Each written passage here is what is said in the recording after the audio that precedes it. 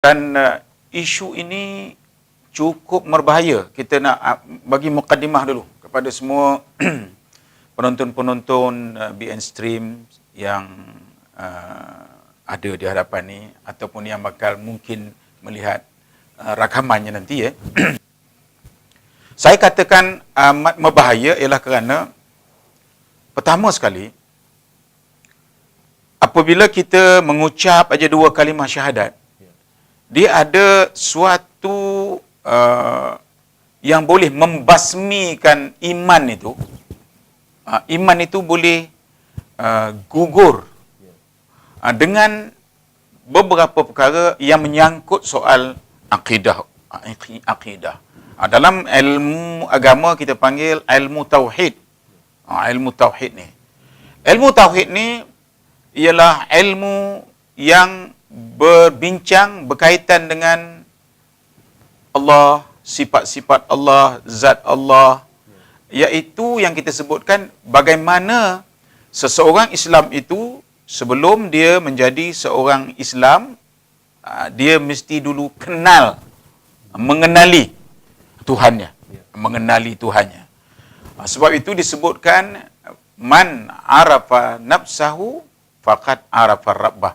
Barang siapa mengenal dirinya, maka sebenarnya dia mengenal Allah. Dalam isu yang sangat berbahaya ini, saya nak sebutkan, ialah, dengan isu ini saja, kalau kita tengok kajian mendalam saya dari sudut tersirat, ialah kalau dia berjaya, automatik gugur iman semua orang Islam yang bersetuju dengan permohonan. Dia memohon, dia membuat permohonan, indah bunyinya. Betul. Tetapi bagi orang Islam, dia, apakah dia bersetuju? Apakah dia membenarkan? Apakah dia akan menolak? Ada beberapa perkara yang mesti berlaku terhadap orang Islam itu. Baik. Kalau sekiranya dia bersetuju, apa akan berlaku? Kalau dia menolak, apa pula bakal berlaku? Yang ini sangat kita cuba bincangkan nanti. Tetapi menyebut persoalan yang dibangkitkan ini ialah dipohon oleh Lim Guan Eng, seorang ahli politik. Seorang ahli politik yang pada fikiran saya mereka ini melakukan gerak kerja ini cukup terancang, cukup berstrategi.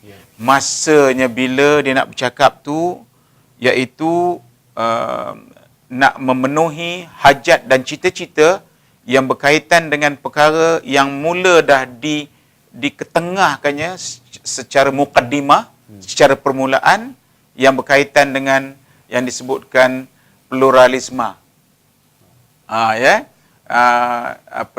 Sekularisme yang sudah pun diketengahkan awal. Sekularisme itu iaitu pahaman yang nak mengajak umat di Malaysia ni, umat Islam khususnya, bersetuju semua agama sama.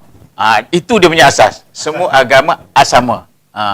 Yang kedua, bila disebut sahaja liberalisme, itu bermakna kebebasan tanpa batas. Dua perkara. Mana untuk berdakwah tu boleh digunakan tu. Dia jadi. Jadi itu. Jadi mereka terlalu pantas, terlalu cepat kerana gairah ataupun kerana yakin bahawa mereka sudah di pihak yang akan menang, ataupun mereka terasa bahawa mereka di pihak yang orang dah mula menerima, dia masukkan perkara yang besar, iaitu memohon perkataan Allah menggantikan God dalam Bible bahasa Melayu. Itu dia. Baik, di situ dia punya ni. Kita lihat bahawa satu deklarasi bersama yang dibuat oleh Pakatan Rakyat. Dan saya nampak bahawa isu ini sudah menjadi satu pendekatan politik kepada parti-parti pembangkang dalam isu kalimah Allah. Deklarasi bersama itu dihadiri oleh Datuk Seri Anwar Ibrahim, Datuk Seri Haji Abdul Hadi, dan juga Yang Berhormat Lim Kee Siang. Dan mereka ini adalah yang bersetuju dalam deklarasi bersama itu kalimah Allah itu boleh digunakan dalam Bible bahasa Malaysia. So apa jadi pada umat Islam pada akan datang itu kalau benda ni betul-betul berlaku. Kalau kita sedikit membuat analisa, kita nak mengajak pendengar penonton cuba sedikit kita mengajak akal yang Allah bagi ni berfikir secara logik ajalah ya. Apabila berbincang tiga pihak ni, tiga pihak, Anwar Ibrahim mewakili PKR, DAP diwakili oleh Lim Kee Siang, dan PAS diwakili oleh Hadi Awang, Tuan Guru panggil sini. Tentunya perbincangan itu lebih kepada tujuan politik. Tujuan politik. Apabila berunding tiga puak dalam politik, masing-masing tu ada niat yang berbeza-beza. Niat pertama nak bersatu, niat kedua lepas kita menang, siapa punya cakap yang mesti didengar oleh kawan-kawan. Masa ini strategi diletakkan dalam membuat keputusan. Jadi, keputusan yang pertama inilah keputusan nak memenangi pilihan raya untuk mendapatkan kuasa. Bagi maksud tersebut, ada pihak yang mengatakan kita kalau mempertahankan hudud, kalau kita pertahankan Islam agama negara, ada puak-puak yang sekarang dominan akan tidak bersetuju dan akan tidak menyokong kita.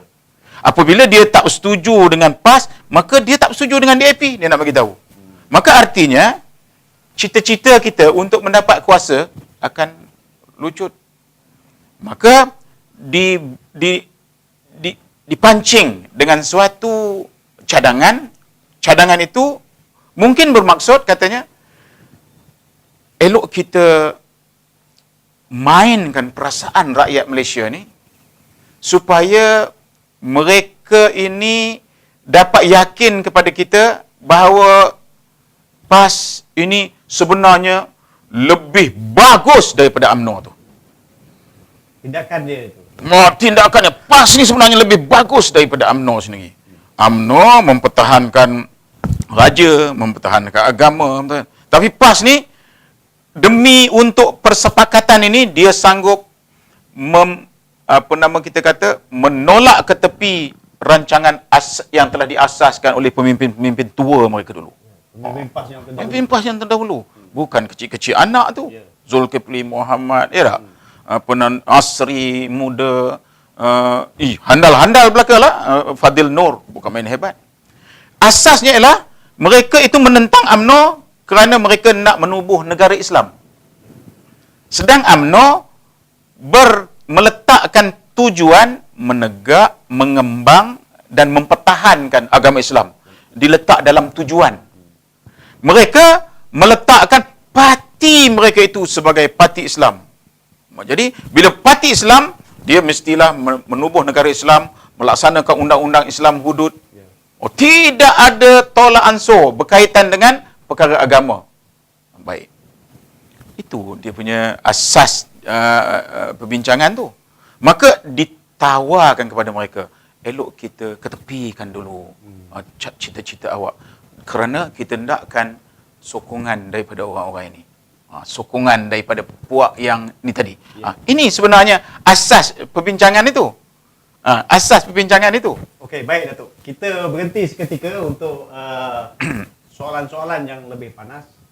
Dan mungkin pada tuan-tuan yang sedang melayari www.bnstream.my ini mendapat satu maklumat dan hujah betapa kalimah Allah ni perlu dipertahankan oleh setiap umat Islam di Malaysia. Selaras dengan perlembagaan Malaysia. Kita jumpa lagi selepas ini.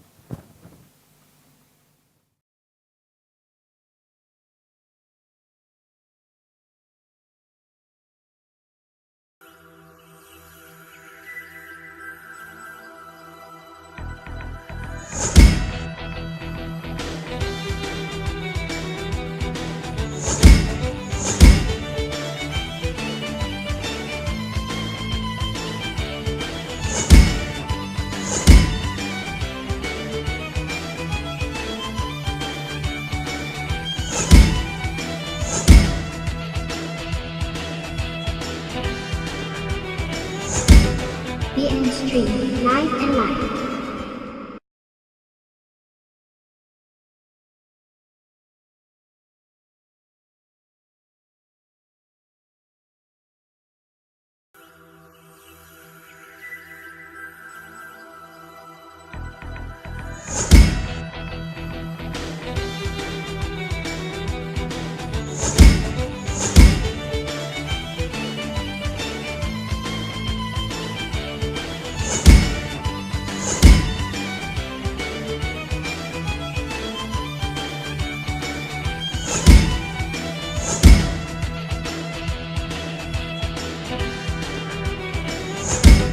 BN Stream Live and Live.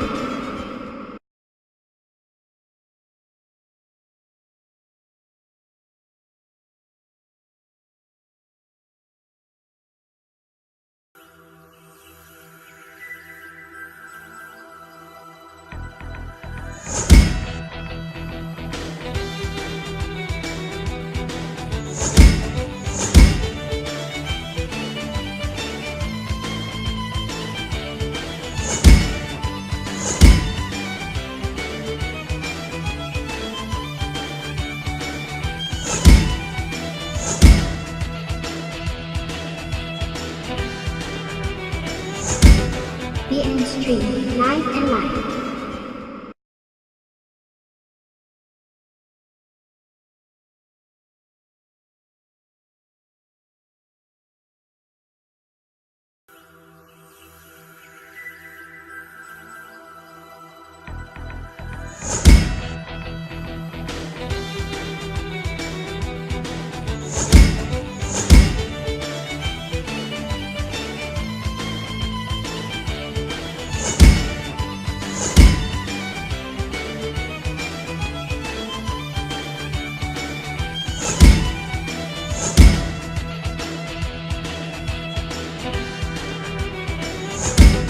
BN Stream Live and Live.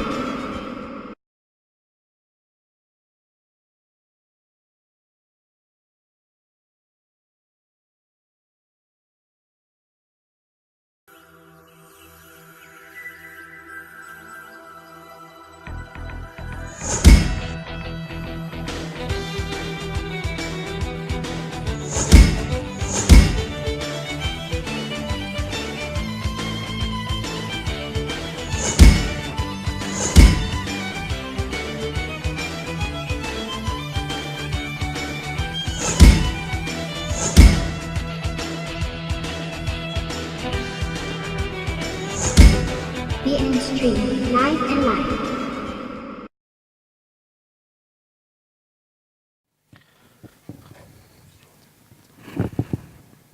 Terima kasih kepada tuan-tuan yang masih lagi setia bersama kami di www.bnstream.my, dan kita sekali lagi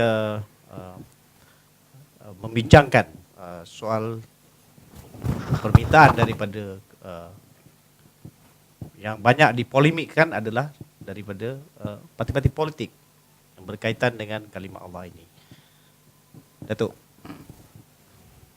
apakah mereka mempunyai hak dalam untuk menggunakan kalimah Allah ini di dalam Bible? Dan apakah tujuan dia yang sebenarnya? Soalan yang sangat penting untuk dipahami oleh masyarakat Islam, ya. Dan masyarakat bukan Islam, kita hendak dia juga memaham, dan bila dia faham dia akan memberi penghormatan kepada ini. Itu dua, ya. Sebenarnya permintaan untuk menggunakan perkataan Allah ni sudah pun berlangsung ya, zaman berzaman lagi, di zaman Nabi Muhammad sallallahu alaihi wasallam, ya. Dan sedikit bercakap mengenai apakah perkara yang kita boleh bertolak ansur. Satu perkara. Apa perkara yang kita tak boleh langsung bertolak ansur? Okay. Yang kita boleh bertolak ansur ialah perkara-perkara yang berkaitan dengan kehidupan kita. Berpakat untuk bersatu berpakat untuk membangunkan negara, berpakat untuk menghancurkan musuh-musuh bersama, yang itu boleh bersama. Tetapi apabila orang bukan Islam dengan orang bukan Islam minta saja sesuatu perkara yang berkaitan dengan akidah. Ni dia. Yang berkaitan akidah ni. Berkaitan dengan pegangan agama yang berkaitan dengan Allah, yang berkaitan Nabi. Yang ini Nabi Muhammad sallallahu alaihi wasallam mengajar supaya ianya ditolak. Itulah yang qul ya ayyuhal kafirun. Katakan wahai Muhammad, wahai orang-orang kafir, ya. Aku tak nyembah apa yang kau sembah, kau tak sembah apa yang aku sembah. Engkau agama engkau, aku agama aku. Itu ayatnya yang menunjukkan bahawa Islam ni tak ngacau agama orang. Ada orang ngacau, jangan ngacau agama kami. Itu konsep kebebasan beragama yang diterapkan di Malaysia, mengambil kepada kuliah Al-Kafirun. Apabila kita bercakap mengenai perkataan Allah pula, dia mohon nak meletakkan Allah ganti kepada God. Di dalam Bible God, dalam Bible Lord, di dalam Bible Jesus, ya, dalam Bible. Ini kita tak sebut pasal Yahudi. Yahudi lain pula nanti, ya. Ini pasal yang mohon ni memang Nasrani, iaitu Kristian yang mohon ni. Dia memohon supaya dia nak menggunakan nama Allah menggantikan Tuhan, God itu. Jadi kita nak menerangkan kepada mereka, nak menerang kepada orang Islam, ya. Allah yang dipercayai oleh orang Islam itu, Tuhan kepada orang Islam itu, orang Nasrani kata Isa itu ialah anak Tuhan. Nampak? Orang Nasrani. Nasrani ni Kristian lah. Kristian. Isa anak Tuhan. Ya. Yahudi pula kata Uzair itu anak Tuhan. Apa maksudnya Tuhan tu beranak? Ni dalam Tuhan ni ada anak. Bagi agama, bukan bagi agama Kristian, agama Kristian yang sekarang, bukan yang asal. Ya, bukan yang asal. Yang asal, ya. Yang bukan daripada Injil itu sendirilah. Sebab yang dalam Injil tu Isa Nabi. Ya. Allah lah. Tapi sekarang ni mereka sudah meletakkan Allah tu dengan Isa tu sama taraf dah. Dia tu ada ayah, ada anak. Baik. Kita tak minat untuk menyebutkan itu. Tetapi yang nak diterangkan biar jelas betul ini, apabila seseorang masuk Islam saja, dia kena asyhadu alla ilaha illallah.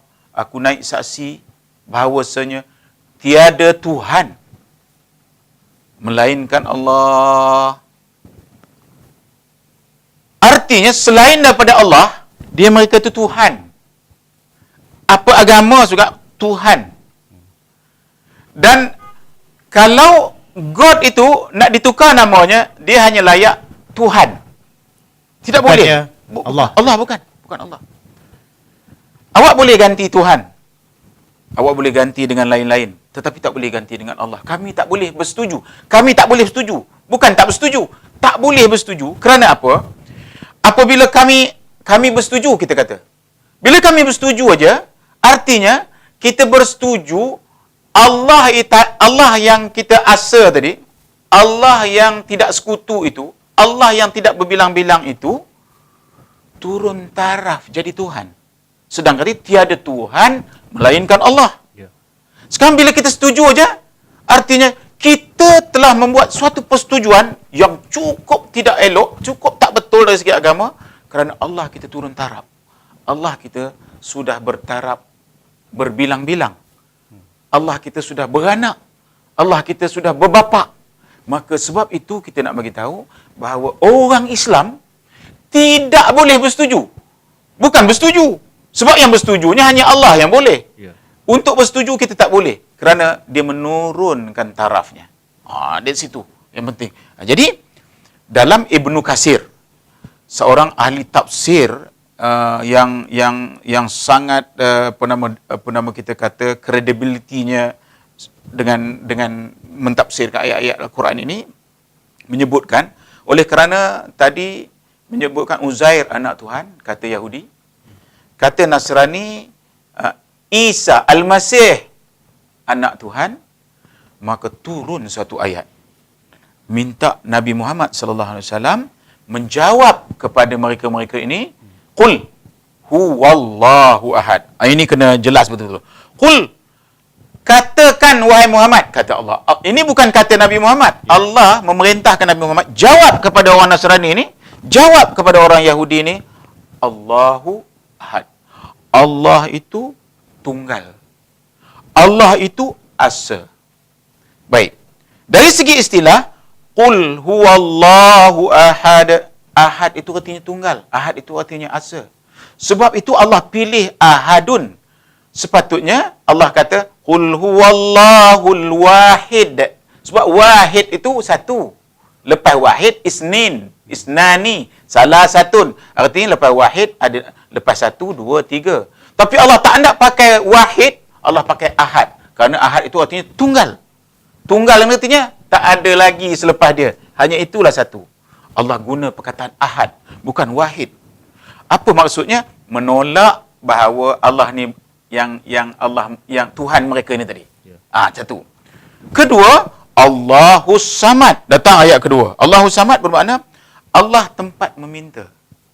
Kerana dipahamkan kalau kita ada dosa dalam agama mereka itu, mereka boleh pergi jumpa dengan padri, bercerita dengan padri, dia ada dosa, ada ini, ada ini. Padri pun letakkan harga kepada dosa-dosa tersebut. Dan awak bayar, maka dipegangnya kepala itu, dengan ini awak diampunkan dosa. Bagi orang Islam, Allah menyebutkan Allah aja tempat meminta. Tak payah bayar apa-apa.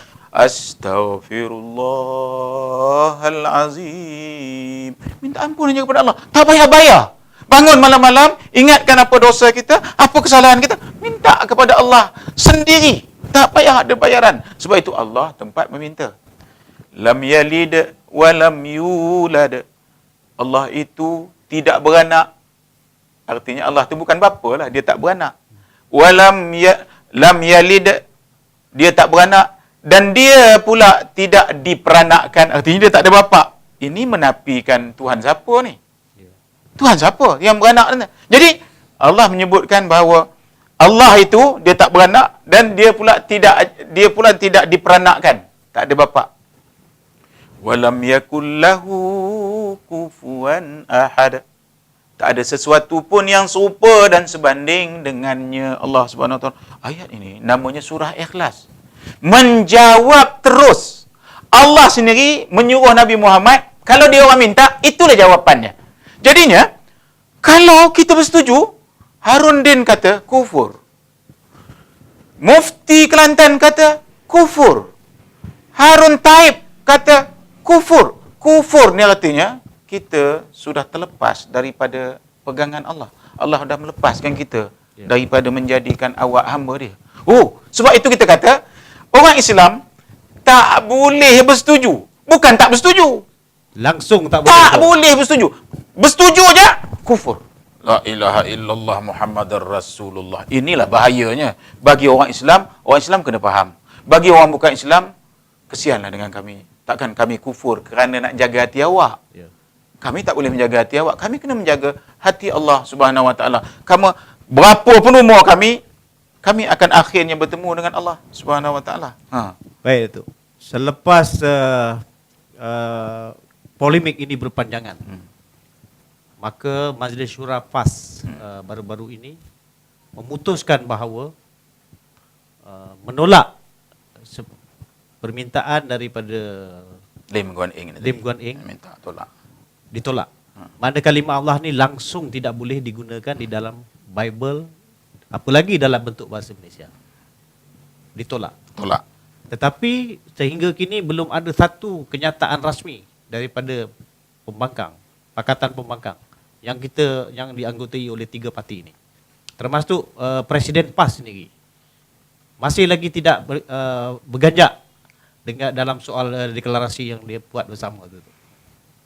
Ini yang saya kata. Pertama sekali, tadinya dia rasa dah kuat benar dah. PAS ni dia rasa semua orang PAS dah dengar cakap dia. Dia akan membuat apa juga keputusan. Rakyat PAS maksudnya, ahli PAS akan terima. Dia terkejut bila dia buat keputusan. Keputusan itu, orang UMNO yang tak setuju. Ya. UMNO ni bukan parti yang menamakan dirinya Islam. Tetapi tujuan UMNO itu ditubuh ialah menegak, mengembang, mempertahankan agama Islam. Dia meletak tujuan. Dia tak meletakkan diri dia Islam. Kerana kalau dia buruk nanti Islam rosak. Kalau UMNO buat salah nanti Islam kita kata cacat. Dia tak nak nama tu. Jadi dia letak tang tujuan. Sebab itu yang mempertahankan kalimah Allah ni UMNO melalui mufti-mufti punya keputusan, melalui dalam perlembagaan kita dah masukkan Islam sebagai agama resmi. Udah termasuk dalam tu. Raja-raja menjaga dan kita dapat nampak Allah masih sayang dengan kita. Sebab ulama-ulama yang berada di dalam PAS masih juga lagi nampaknya ada yang tak boleh dibeli. Ini dia. Tak boleh dibeli dengan janji jawatan, janji menteri besar, janji ada lagi. Kita berdoa kepada Allah Subhanahu Wa Taala mereka kekal begitu. Mempertahankan akidah yang kita sebut tadi. Kerana apabila bangkit soal-soal yang berkaitan dengan isu akidah, isu agama ni, kepada siapa lagi kita nak minta pandangan? Ya. Pertama, otoriti, mufti dah buat keputusan. Kemudian orang politik latar belakangnya agama. Tapi bila jadi ahli politik, dia punya pendiriannya sudah mula goyang kerana melihat kepentingan lain yang untuk mendapatkan kuasa dan sebagainya. Dan akhirnya kita tengok sekarang ni, kita dapat khabar pucuk pimpinan PAS, pucuk pimpinan PAS macam Tuan Guru Nik Aziz misalnya, nampaknya mengarutlah kata dia. Kalau nak pakai nama Allah, artinya masih juga ada kesan-kesan ngaji agama tu pada mereka. Eloklah sebelum jauh sangat kalau kita kata sesat ujung jalan, kan buruk punya sesat tu Sesat maksud ni sesat di hujung jalan tu kan pepatah Melayu kan. Sesat sebelum jauh sesat ke hujung jalan, balik ke pangkal jalan. Kalau awak tak sempat balik ke pangkal jalan, ada kawan-kawan yang mengaji sama-sama dengan kita dulu. Mengaji kita ni daripada kecil sampai besar, akidah tu dia tak ada berubah kitabnya. Itulah kitabnya. Siapa pun membaca, itulah kitabnya. Jadi oleh kerana itu kita dapat melihat bahawa kepentingan kalimatullah Allah itu tidak boleh dikongsi-kongsi dengan sesiapa pun. Baik. Kita akan berhenti seketika dan kita akan kembali lagi selepas ini.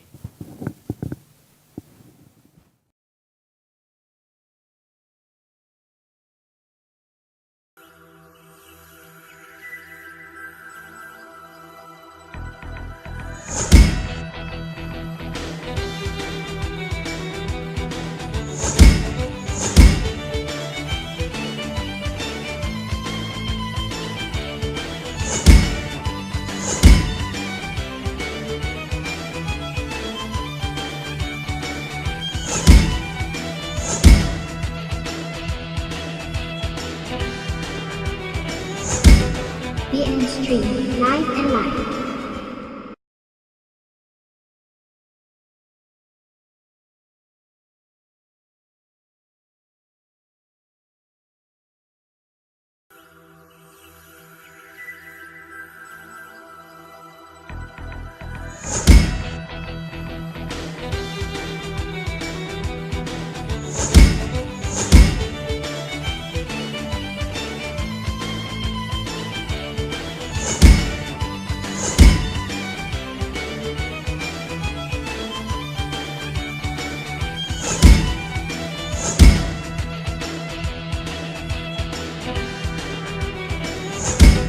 BN Stream, live and live.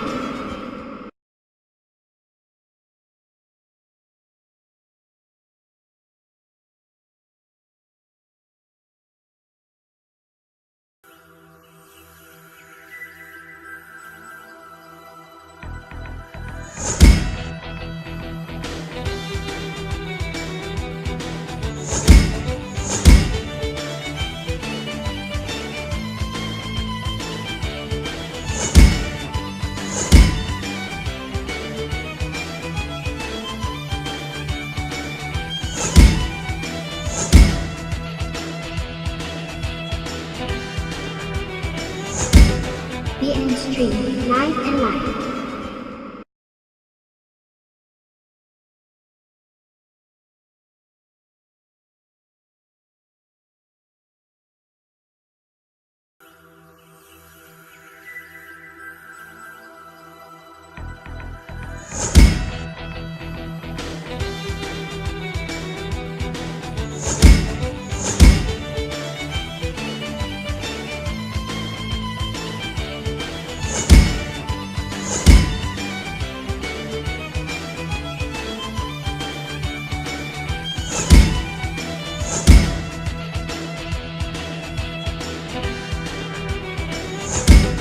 TN Stream Live and Live.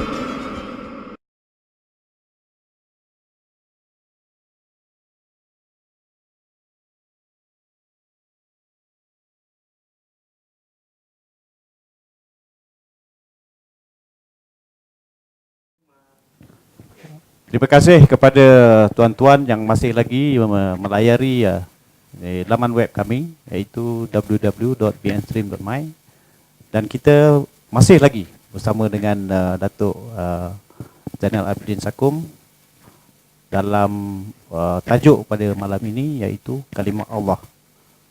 Hak siapa? Baik Datuk. Ada hujah yang mengatakan bahawa di antara alif lam lam ha itu dan kalimah sebutan Allah itu berbeza. Saya nak minta Datuk cuba huraikan. Saya minta Datuk huraikan dengan lebih jelas lagi, supaya dia tidak menjadi satu kekeliruan di dalam masyarakat. Kalimah Allah ini disebut lafzul jalalah. Dia tak boleh sebut Allah, tak boleh. Dia lafzul jalalah tu dia mesti Allah, dia lain bunyi dia, Allah. Orang-orang Arab dulu dia bukan Allah. Ilah. La ilah. Ilah tu Tuhan tu. Jadi bila Islam, bila nabi-nabi datang, dia membawa Tuhan itu ilah kepada Allah. Allah itu ialah Tuhan yang asa. Tuhan yang asa. Sebab itu lafaz itu dalam bahasa Arab memang tak ada dalam bahasa-bahasa mana-mana pun. Memang tak ada dalam bahasa mana-mana. Sebab itu dipanggil lafzul jalalah. Dia memang khas untuk nama Allah Subhanahu wa taala. Di samping dia ada juga nama-nama lain Allah Subhanahu wa taala yang disebut 99 Asmaul Husna. Iaitu artinya ialah nama-nama lain itu ialah menyebutkan bahawa misalnya dia itu perkasa, misalnya Allah Subhanahu wa taala itu perkasa, bukan Tuhan lain. Allah itulah dia perkasa. Allah itu Al-Hakim. Allah itulah bijaksana, bukan Allah lain. Jangan pula salah nanti ya. Jadi sebab itu lafaz Allah ini sebenarnya adalah eksklusif untuk orang Islam. Dia tak boleh dipakai oleh orang lain. Tidak boleh dipakai dalam Bible sekalipun. Tidak boleh dipakai oleh orang lain. Tetapi nampaknya di Malaysia ini tu banyak Bible yang dalam bahasa Indonesia, yang dicetak di Indonesia dan dibawa ke Malaysia. Jadi bagaimana tu? Sama ada kita macam mana? Saya belum lagi menengok Bible ni ya. Belum menengok Bible ni lagi. Dan kita saya tak dapat nak menggambarkanlah. Ya. Kalau disebutkannya misalnya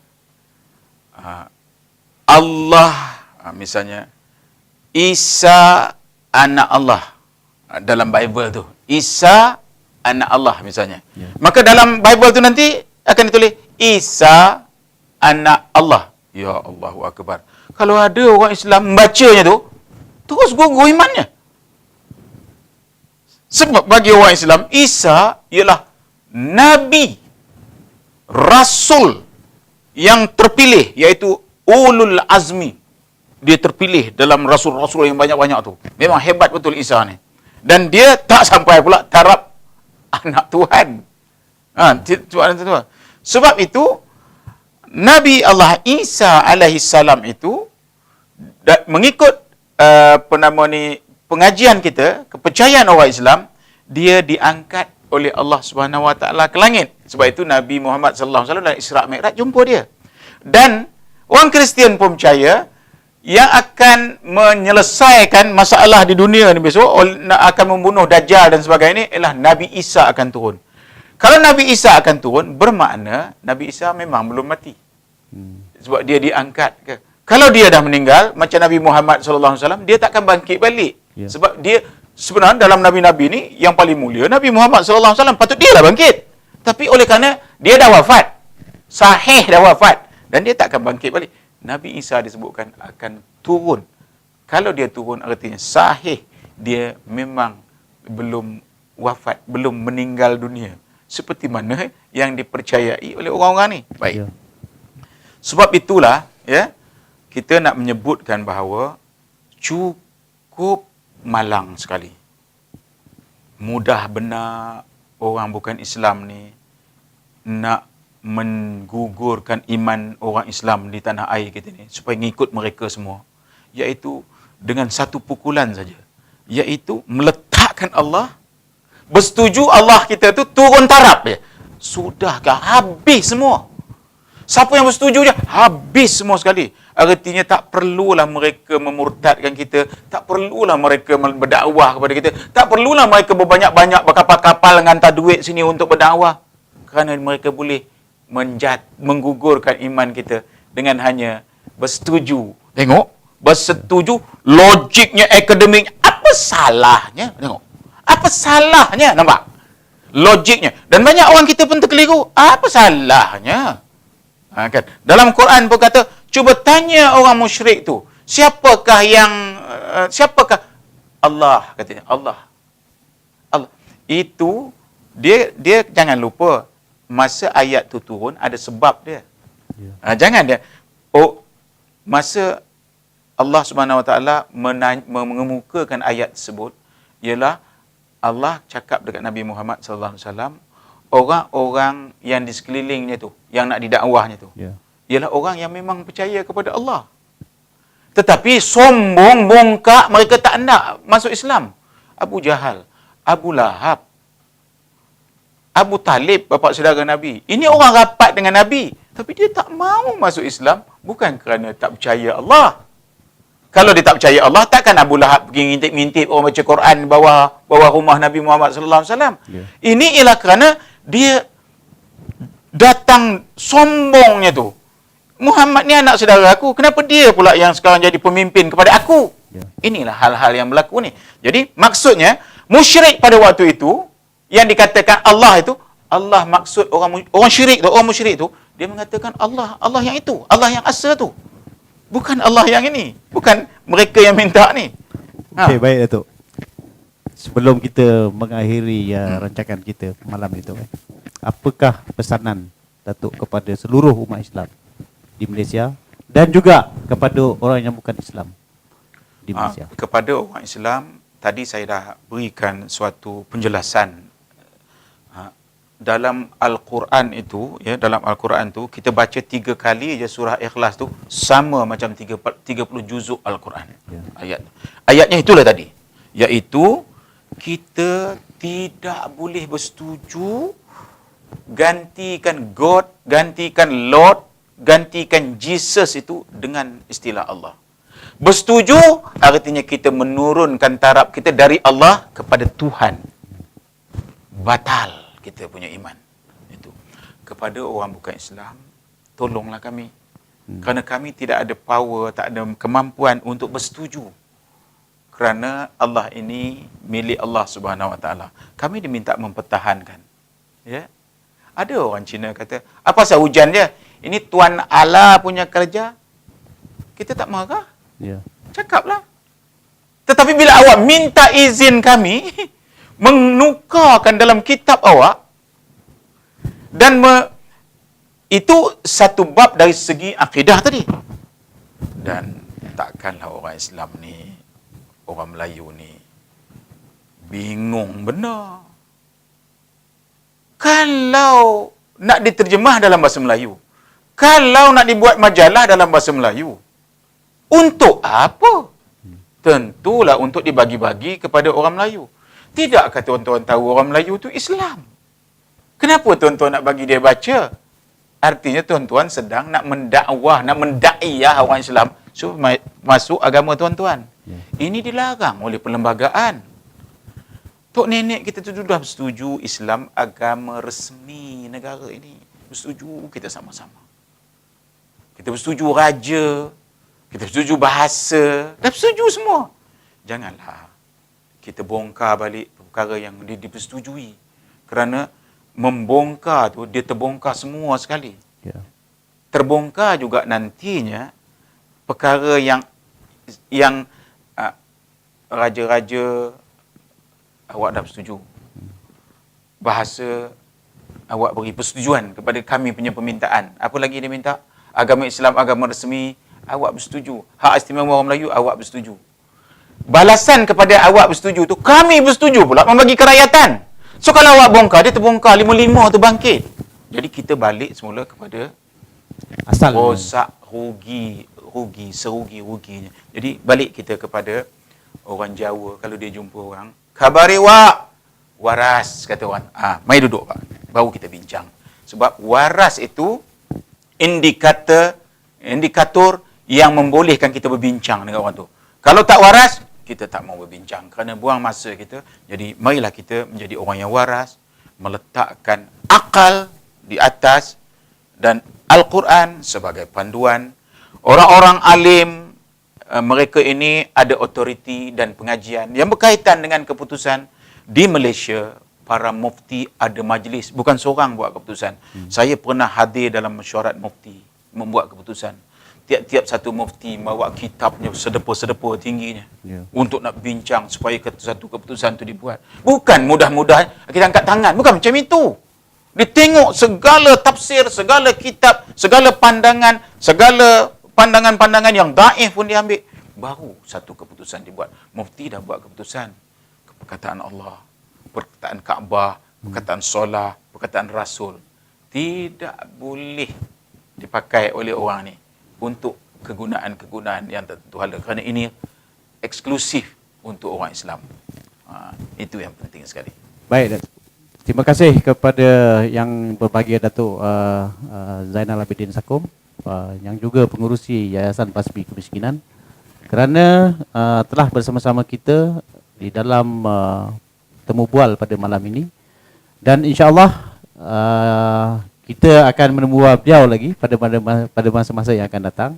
Dan akhir sekali saya dengan kru bnstream.my ini mengucapkan terima kasih kepada penonton-penonton yang melayari www.bnstream.my ini untuk mengikuti siaran kita sebentar tadi. Kita berjumpa di lain waktu, insya-Allah. Terima kasih.